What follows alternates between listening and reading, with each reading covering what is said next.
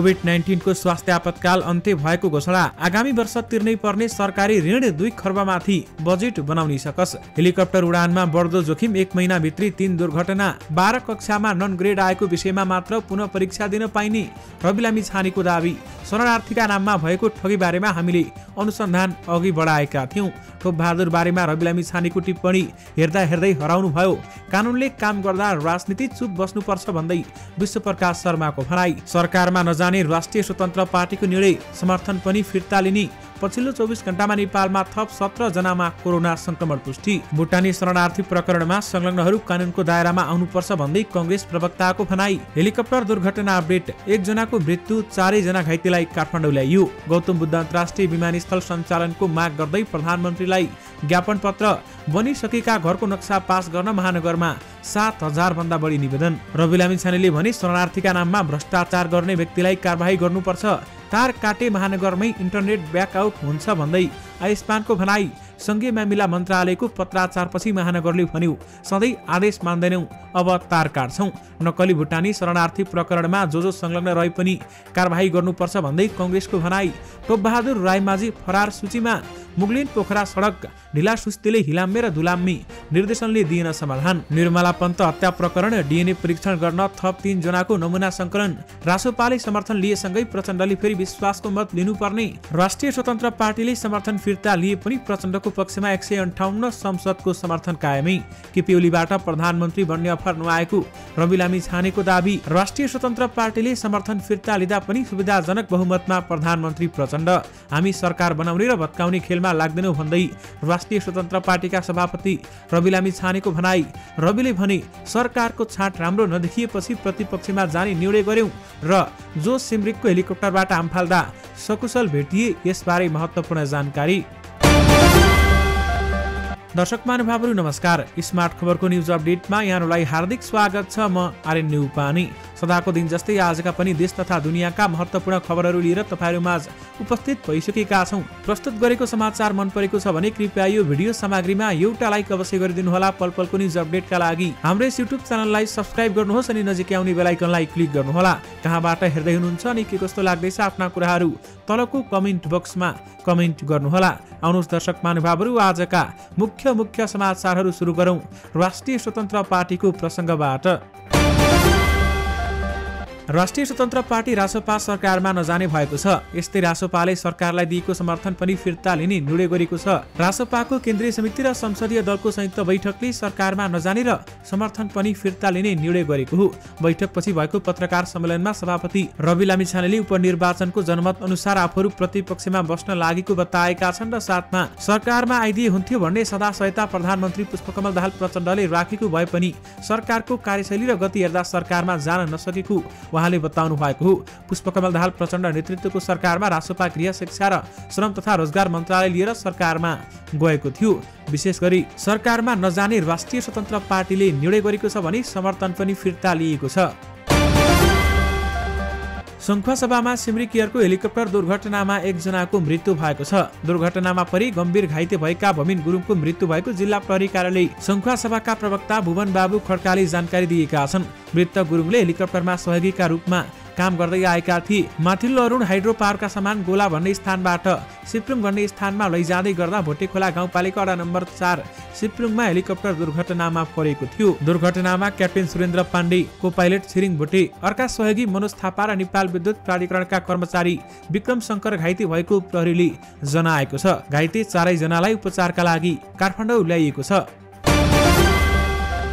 राष्ट्रिय स्वतन्त्र पार्टीका सभापति तथा पूर्व गृह मन्त्री रवि लामिछानेले नक्कली भुटानी शरणार्थीका नाममा भएको ठगीका बारेमा आफूले सरकारमा हुँदै जानकारी पाएको र भित्री रूपमा अनुसन्धान अघि बढाएको दावी गरेका छन्। पार्टीको केन्द्रीय र संसदीय समितिको संयुक्त बैठकपछि भएको पत्रकार सम्मेलनमा उनले आफू गृहमन्त्री भएको बेलामा नक्कली भुटानी शरणार्थीका नाममा ठगीमा परेको भनेर गुनासो आएको र त्यसबारेमा भित्री रूपमा अनुसन्धान अघि बढाएको दावी गरेका छन्।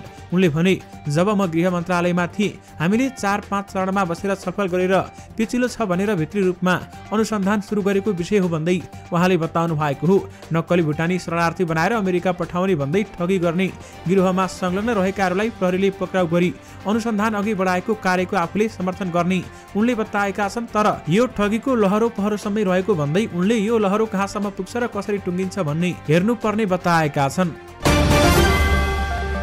संसदमा 21 सीट रहेको राष्ट्रिय स्वतन्त्र पार्टीले सरकारलाई दिएको समर्थन फिर्ता लिने भएसँगै प्रधानमन्त्री प्रचण्डले फेरि विश्वासको मत लिनुपर्ने भएको छ।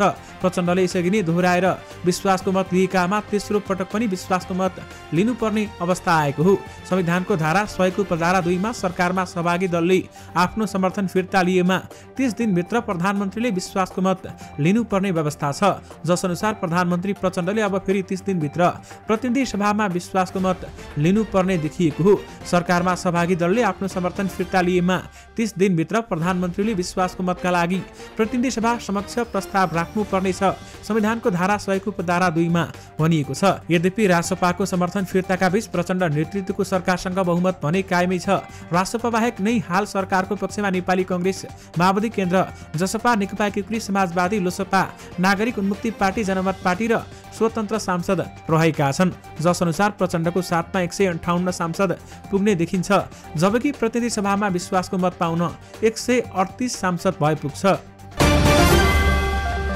राष्ट्रिय स्वतन्त्र पार्टी रासपाका सभापति रवि लामिछानेले आफूलाई प्रधानमन्त्री बन्ने अफर नआएको दावी गरेका छन्। आज पार्टी कार्यालयमा बसेको केन्द्रीय समिति र संसदीय दलको संयुक्त बैठकपछि हामीसँग कुराकानी गर्दै लामिछानेले आफूलाई एमाले अध्यक्ष केपी शर्मा ओलीले प्रधानमन्त्री बन्न कुनै पनि अफर नगरेको दावी गरेका हुन्।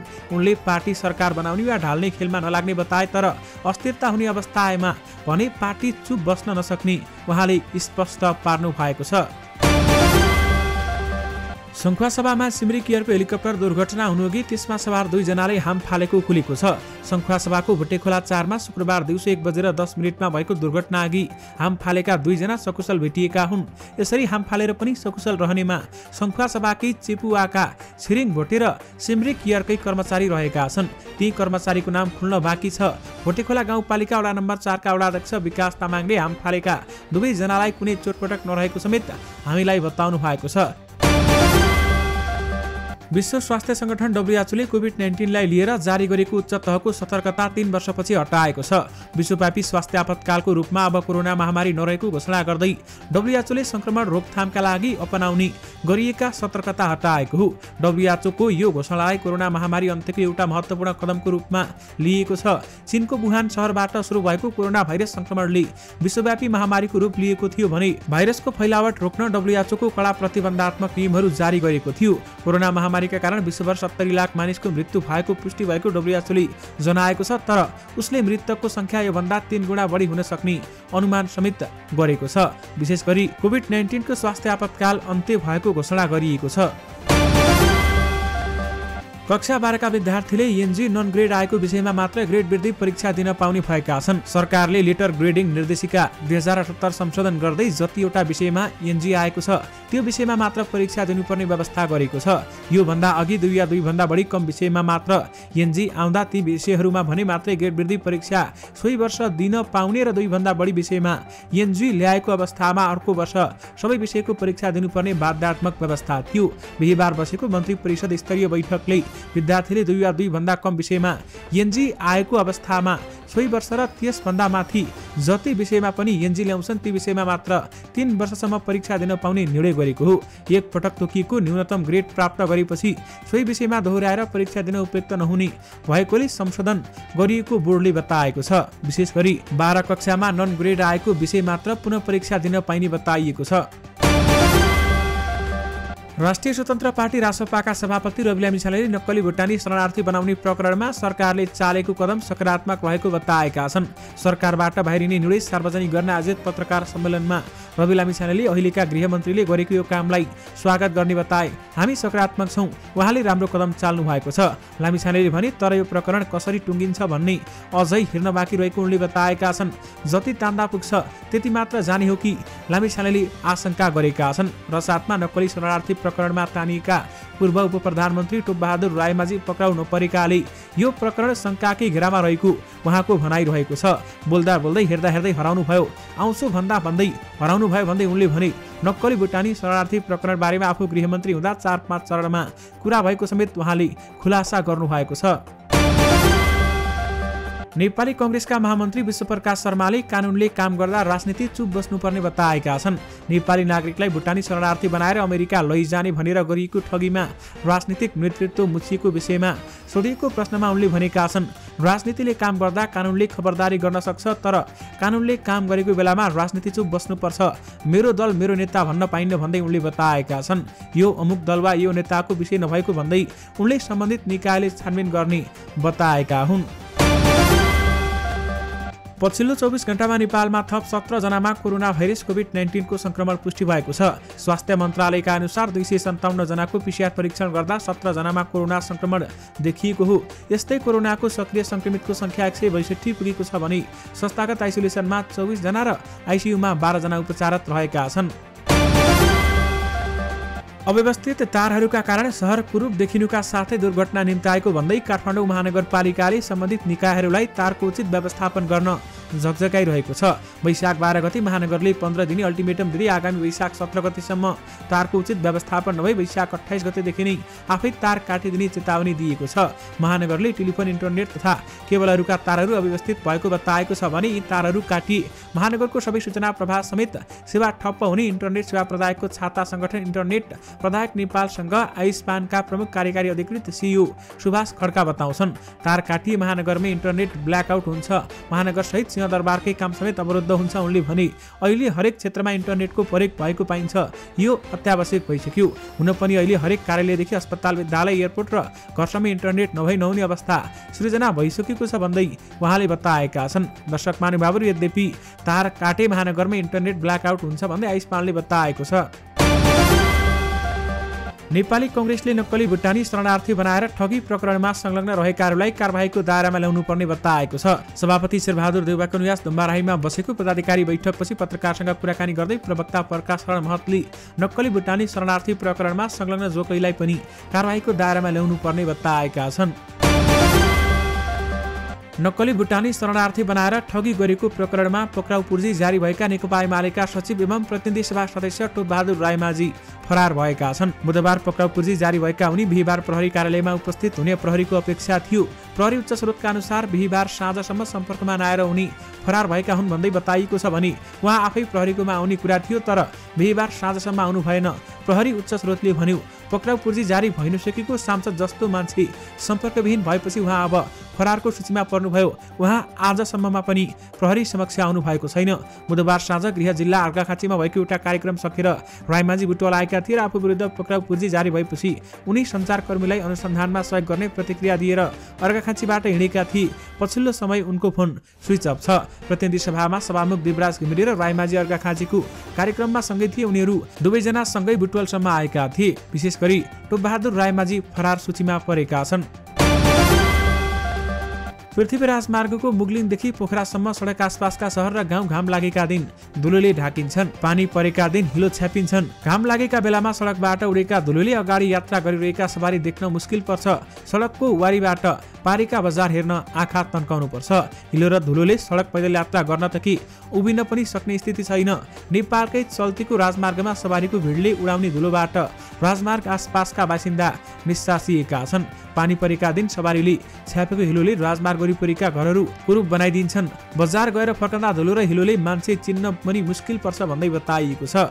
यद्यपि मुगलिन पोखरा सडक ढिलासुस्तीले हिलाम्मे र धुलाम्मे निर्देशनालयले समेत समाधान नदिएको बताइएको छ। रवि लामिछानेले उप प्रधानमन्त्री एवं गृहमन्त्री नियुक्त भएसँगै निर्मला पन्तको हत्याबारेमा न्यायिक छानबिन गर्ने पहिलो निर्णय गरेका थिए। लामिछानेको निर्णय अनुसार हत्या अनुसन्धानलाई प्रभावकारी बनाउन 2079 पुस 15 मा डीआईजी दुर्गा सिंहको नेतृत्वमा नयाँ समिति बनेको छ। समितिले डीएनए परीक्षण गर्न 5 जना शङ्कितको नमुना सङ्कलन गरेर विधि विज्ञान प्रयोगशालामा पठाएको थियो, तर ती सबैको डीएनए परीक्षण रिपोर्ट नेगेटिभ आएको छ। डीआईजी दुर्गा सिंह नेतृत्वको छानबिन समितिले 2 जना भारतीय नागरिक सहित 5 जनाको रगतको स्याम्पल सङ्कलन गरेर प्रहरीको केन्द्रीय विधि विज्ञान प्रयोगशालामा परीक्षण गर्न पठाएको थियो।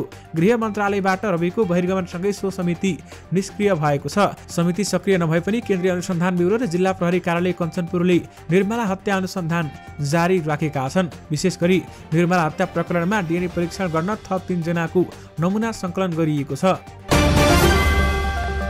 राष्ट्रिय स्वतन्त्र पार्टीका सभापति रवि लामिछानेले आफ्नो पार्टी सरकार बनाउने र भत्काउने खेलमा नलाग्ने बताएका छन्। पार्टी कार्यालय वसुन्धरामा बसेको केन्द्रीय कमिटी र संसदीय दलको बैठकपछि सञ्चारकर्मीसँग कुराकानी गर्दै सभापति लामिछानेले सो कुरा बताएका हुन्। हामी सरकार बनाउने र भत्काउने खेलमा लाग्दैनौँ, तर खेलले कुनै रूप लियो भने देशमा अस्थिरताको अवस्था आयो भने सोच्न सकिन्छ भन्दै उहाँले बताउनु भएको छ। दूरसञ्चार सेवा प्रदायकले जडान गरेका केबल नेटवर्कका तार व्यवस्थापन नगरे तार काटिदिने काठमाडौँ महानगरपालिकाले चेतावनी दिएको छ। महानगरले सूचना जारी गर्दै वैशाख 27 सम्म तार व्यवस्थापन गर्न भनेको छ भने सूचनामा दिएको म्याद सकिएसम्मका दिनसम्म व्यवस्थापन नगरे आफूहरूले तार काट्ने महानगरका प्रवक्ता नवीन मानन्दरले जानकारी दिनुभयो। सूचनाको मिति सकिएपछि पनि व्यवस्थापन भएन भने हामी तार काट्छौँ। उनले भने सधैँ काम गर्न खोज्दा काम गर्न नदिएर हुन्छ, सबैको आज्ञा मानिराख्न जरुरी हुँदैन, हामी तार काट्छौँ भन्दै उहाँले बताउनु भएको छ। गुजुल्टो परेका तारमा आगलागी हुने खतरा रहेकाले जनताको जीवधन असुरक्षित भएको उनले बताएका छन् र साथमा यसबारेमा काठमाडौँ महानगरपालिकाका मेयर बालिन शाहले सहकारी व्यवस्थापनसँग सम्बन्धित यसअघिका समस्यालाई यथावत राखी व्यवस्थित र सुन्दर महानगर प्राप्त नहुने भएको बताएका थिए र साथमा अब यसबारेमा आफूले काम गर्ने बताएका छन्। बालिनले आफ्नो क्षेत्राधिकारभित्रको काम गर्ने बताएका हुन्। सार्वजनिक ऋण भुक्तानीको दायित्व बढ्दै जाँदा सरकारी वित्त व्यवस्थापनमा थप दबाव पर्दै गएको छ। सार्वजनिक ऋण सामा तथा ब्याज भुक्तानीको अनिवार्य दायित्व ठूलो दरमा बढ्ने भएपछि आगामी आर्थिक वर्षको बजेट निर्माणमै सकस परेको छ। चालु आर्थिक वर्षको चैतसम्म मात्रै सरकारले आन्तरिक ऋणको सामा तथा ब्याज भुक्तानीको लागि 1 खर्ब 24 अर्ब भन्दा बढी खर्च गरेको सार्वजनिक ऋण व्यवस्थापन कार्यालयले जनाएको छ। विशेष गरी आगामी वर्ष तिर्नै पर्ने सरकारी ऋण 2 खर्बमाथि रहेको छ भने बजेट बनाउने सकस भएको बताइएको छ। लुम्बिनी क्षेत्रका उद्योगी व्यवसायीले प्रधानमन्त्री पुष्पकमल दाहाल प्रचण्डको आसन्न भारत भ्रमणको सुरुवात गौतम बुद्ध अन्तर्राष्ट्रिय विमानस्थलबाट हुनुपर्ने भन्दै ध्यानाकर्षण गराएका छन्। उनीहरूले गौतम बुद्ध अन्तर्राष्ट्रिय विमानस्थल पूर्ण रूपमा सञ्चालन हुनुपर्ने मागसहित शुक्रबार प्रधानमन्त्री प्रचण्डलाई बुझाएको ज्ञापन पत्रमा उक्त कुराको ध्यानाकर्षण गराएका हुन्। काठमाडौँ महानगरपालिकामा निर्माण सम्पन्न भइसकेका घरको नक्सा पास गर्न 7,000 भन्दा बढी निवेदन परेको छ। गत 23 भदौ 2079 मा मापदण्ड पुगेका तर नक्सा पास नगरी निर्माण भएका भवनको नक्सा पेश गर्न महानगरले 90 दिनको समय दिँदै निवेदन आह्वान गरेको थियो। सोही सूचनालाई आधार मानेर अहिले नक्सा पास गर्न भन्दै निवेदन दिनेको चाङ लागेको महानगरले बताएको छ। दर्शक महानुभावहरू, यससँगै तपाईँहरूमा आजका सबै मुख्य समाचारहरू राखिसकेका छौँ। फेरि पनि तपाईँहरूमा देश विदेशका महत्त्वपूर्ण खबरहरूसँगै उपस्थित हुने नै छौँ। अहिलेलाई भने मलाई बिदा दिनुहोस्। नमस्कार।